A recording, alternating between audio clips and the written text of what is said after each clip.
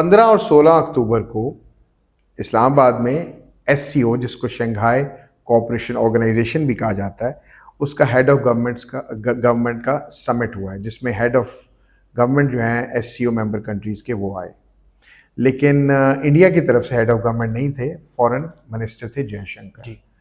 खैर, इस जो ये समिट था, इसके अंदर जो पाकिस्तान के हवाले से जो प्रेपरेशंस थी वो बड़ी ही इंटेंस और बड़ी ही वेल प्लान की गई, और इस्लामाबाद 3 दिन की लोकल छुट्टी दे दी गई, मंडे, ट्यूसडे और वेंसडे को, यानी कि 14, 15 और 16 अक्टूबर। 15 और 16 ट्यूसडे और वेंसडे था, 14 को उन्होंने मंडे को वैसे ही ऑफ दे दिया प्रेपरेशन के लिए, और इस्लामाबाद को उन्होंने तकरीबन जो उसका एरिया था जहाँ पे ये सब ने इकट्ठे होना था वो सील हो गया।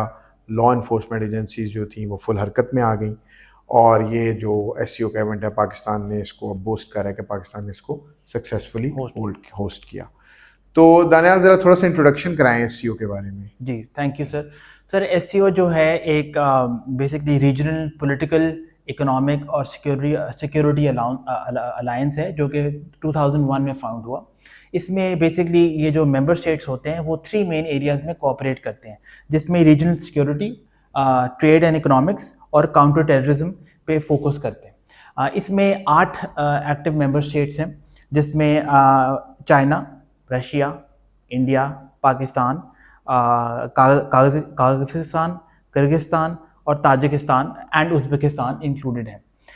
इसमें पाकिस्तान जो है 2017 में बना था full member state under prime minister Nawaz Sharif, और रिसेंट अभी इस क्लब में ईरान की एंट्री हुई है। ये इसका बेसिक इंट्रो है। राइट। अच्छा, इसकी तो ओवरऑल इम्पोर्टेंस क्या है इस ऑर्गेनाइजेशन की? जी सर, इसमें मैं 3-4 फैक्टर्स बताऊंगा। सबसे पहले है इकोनॉमिक सिक्योरिटी। जैसे आपको पता है कि SCO के मेंबर स्टेट्स जो हैं वो बहुत रिच हैं नेचुरल रिसोर्सेज में। रशिया जो है वो नेचुरल गैस का 2nd लार्जेस्ट प्रोड्यूसर है इन द वर्ल्ड। इसी तरह ईरान जो है वो ऑयल के पॉइंट ऑफ व्यू से 4th largest producer of the world है। सेंट्रल एशियन स्टेट्स में काज़ाकिस्तान जो है वो उसमें 30 बिलियन बैरल्स ऑफ ऑयल पाए जाते हैं। इसी तरह किर्गिस्तान जो है उसमें 2.2 ट्रिलियन क्यूबिक नेचुरल गैस के रिजर्व्स पाए जाते हैं। तो एक तो इसकी इंपॉर्टेंस ये है कि इकोनॉमिकली वाइज ये जो मेंबर स्टेट्स हैं बहुत रिच हैं, पहली। दूसरा सर, जियोपॉलिटिकल इन्फ्लुएंस। आपको पता है कि SCO के प्लेटफॉर्म से एक उनका ऑब्जेक्टिव ये भी है कि जो वेस्टर्न डोमिनेंस है उसको ख़त्म की जाए। SCO को बिल्ड किया जा रहा है as an alternative to NATO. तो नेटो आपको पता है कि वेस्ट का बहुत बड़ा सिक्योरिटी अलायंस है, तो ये SCO को एक सिक्योरिटी पॉइंट ऑफ व्यू से एक जियोपॉलिटिकल इसकी बहुत सिग्निफिकेंस है। तीसरा sir, regional security and stability. आपको पता है कि SCO के मेंबर कंट्रीज़ में बहुत एक्टिवली प्रमोट करता है बॉर्डर सिक्योरिटी।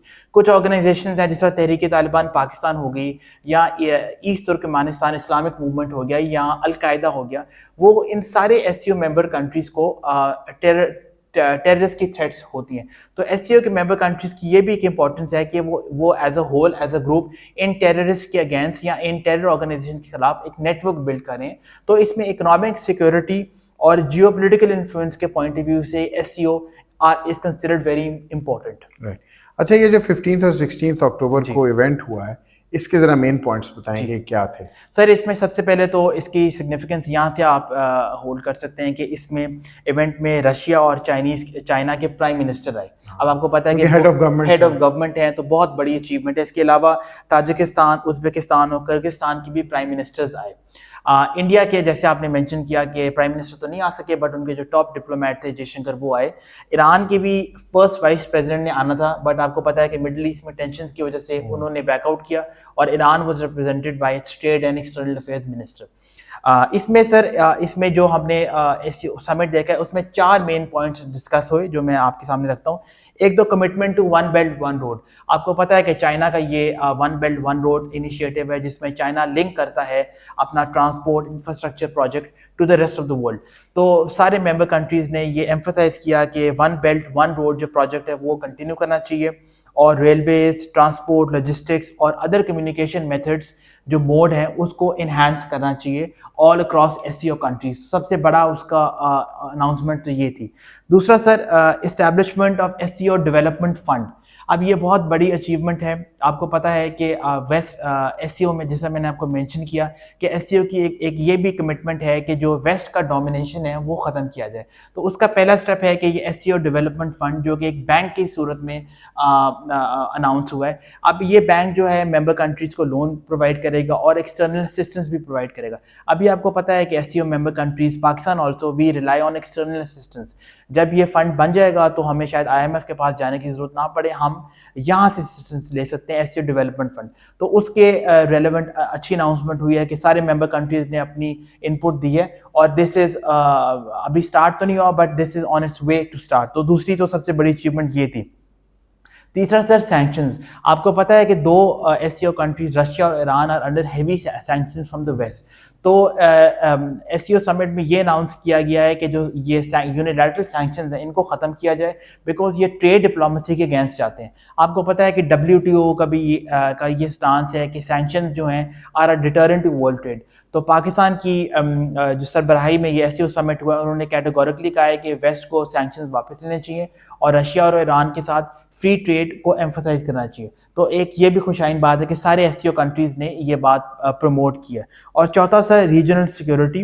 जैसे मैंने आपको बात की कि 8 मेंबर कंट्रीज़ ने ये जॉइंट कम्युनिकेशन में जॉइंट एग्रीमेंट किया है कि बॉर्डर सिक्योरिटी को इन्हांस करेंगे।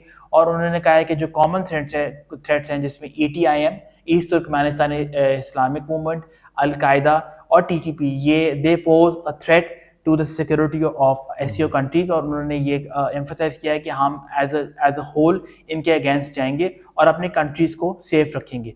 तो ये 4 मेजर अनाउंसमेंट्स हुई हैं इस एससीओ समिट में। राइट। अच्छा, ज़रा दानियाल ये बताइए कि पाकिस्तान इंडिया का इसमें बड़ा लोग इंटरेस्टेड होंगे कि पाकिस्तान इंडिया के हवाले से दोनों ममालिक ने इसके अंदर क्या डेवलपमेंट की है। जी सर, अगर एक सबसे जो क्लोजली वॉच डिप्लोमेट था इसमें, वो था इंडिया का foreign minister. The moment he touch down from the plane, सारे कैमराज उनकी तरफ थे और उनकी हर मूवमेंट को बहुत क्लोजली स्क्रूटनाइज किया गया था। आपको मैं बताता चल रहा हूँ कि इंडिया ने अपना मीडिया डेलीगेशन बहुत बड़ा लेके आया हुआ था, बिकॉज और उन्होंने, आपको पता है, फॉर्मर प्राइम मिनिस्टर नवाज शरीफ से भी मुलाकात की है। तो इंडिया के फॉरेन मिनिस्टर जब सुबह इंडियन हाई कमीशन में मॉर्निंग वॉक कर रहे थे तो वो भी टेलीविजन पे लाइव चल रहा था। तो दिस शोज के जो इंटेंसिटी है उसको कितना मॉनिटर किया जाता है। इस समिट का सबसे बड़ी जो अचीवमेंट हुई है, क्योंकि जयशंकर ने पहले ही बता दिया था कि बायलैटरल रिलेशंस तो डिस्कस होंगे भी नहीं, बट इसकी जो सबसे बिगेस्ट अचीवमेंट है कि जो हॉस्टिलिटी थी वो प्लेजेंट एक्सचेंजेस से रिप्लेस किए। जयशंकर ने बहुत एक पॉजिटिव आउटलुक दिया है। उन्होंने जाते जाते पाकिस्तान का थैंक यू भी किया है कि उन्होंने बहुत अच्छी हॉस्पिटलिटी की है। तो एक उसका सबसे बड़ा अचीवमेंट ही है। इसके अलावा जो है, जयशंकर ने, आपको पता है, इंडिया का एक कॉमन स्टांस है टेररिज्म के अगेंस्ट, वो अपना निगेट किया। बट इंडिया को भी अंडरस्टैंड करना चाहिए कि ये पाकिस्तान के भी इश्यूज हैं regarding terrorism, regarding Kashmir. But all in all जो पाकिस्तान इंडिया की मीटिंग हुई, आपको याद होगा लास्ट ईयर जब एससीओ समिट गोवा में हुआ था तो पाकिस्तान फॉरेन मिनिस्टर बिलावल गए थे और उनको इतना को पॉजिटिवली वेलकम नहीं किया गया था। But as compared to that, Jaishankar Pakistan ने ज़्यादा बहुत वार्मली वेलकम किया है। और साइडलाइंस पे जयशंकर की फॉरेन मिनिस्टर इसाक डार के साथ भी अच्छी कॉन्वर्सेशन हुई है। और सुनने में आया है कि शायद क्रिकेट डिप्लोमेसी पे भी बात की गई है। और एज अ फर्स्ट स्टेप शायद जो हाई कमिश्नर हैं दोनों कंट्रीज़ के, वो भी इस मीटिंग के बाद अपने वापस रिस्पेक्टिव कंट्रीज़ में जाएं। तो ओवरऑल जो हॉस्टिलिटीज़ हैं वो ख़त्म हुई हैं and we are moving toward, I won't say कि आइस ब्रेकिंग हुई है, but we are moving in the right direction.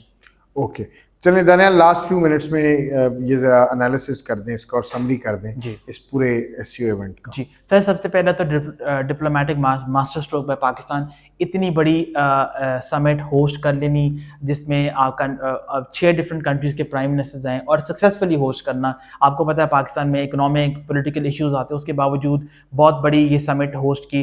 तो ये डिप्लोमेटिकली पाकिस्तान ने बहुत लॉरल्स अर्न किए हैं। तो एक तो पाकिस्तान उस पर्सपेक्टिव में अच्छा किया।